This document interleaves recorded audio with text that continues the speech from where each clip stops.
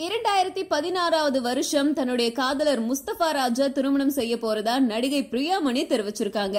நடிகை பிரியாமணி மும்பையை சேர்ந்த தொழிலதிபர் முஸ்தபா ராஜா காதலிச்சிட்டு வராங்க.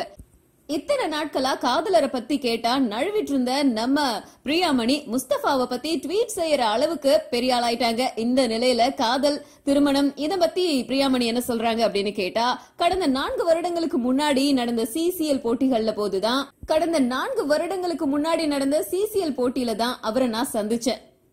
2வது முறை சந்திப்புல செல்போன் எண்களை பரிமாறிக்கிட்டோம். நானும் முஸ்தபாவும் குணத்துல வேறவங்க, அதாவது எதிரானவங்க. ஒருவேளை அதுதான் எங்களை ஒண்ணு சேர்த்தது அப்படின்னு நினைக்கிறேன். நான் தான் முதல்ல காதல சொன்னேன், SMS மூலமா காதல சொன்னேன். அவர் அதை ஜோக் அப்படின்னு நினைச்சிட்டாரு. 2 மாசங்கள் கழிச்சுதான் நான் சீரியஸா சொன்னதை புரிஞ்சுக்கிட்டாரு. 2016வது வருஷம் திருமணம் செஞ்சுக்கலாம் அப்படின்னு முடிவு செஞ்சிருக்கோம். ஆனா தேதியை இன்னும் முடிவு செய்யல. திருமணத்துக்கு பிறகும் வாய்ப்புகள் கிடைச்சது அப்படின்னா தொடர்ந்து நடிப்பேன். திருமணத்துக்கு பிறகு நான் மும்பையில தங்கி இருப்பேன். பட வாய்ப்புகளை பொறுத்து நான் எங்க தங்குறது அப்படிங்கறத முடிவு செய்வேன் அப்படின்னு பிரியாமணி சொல்லிருக்காங்க.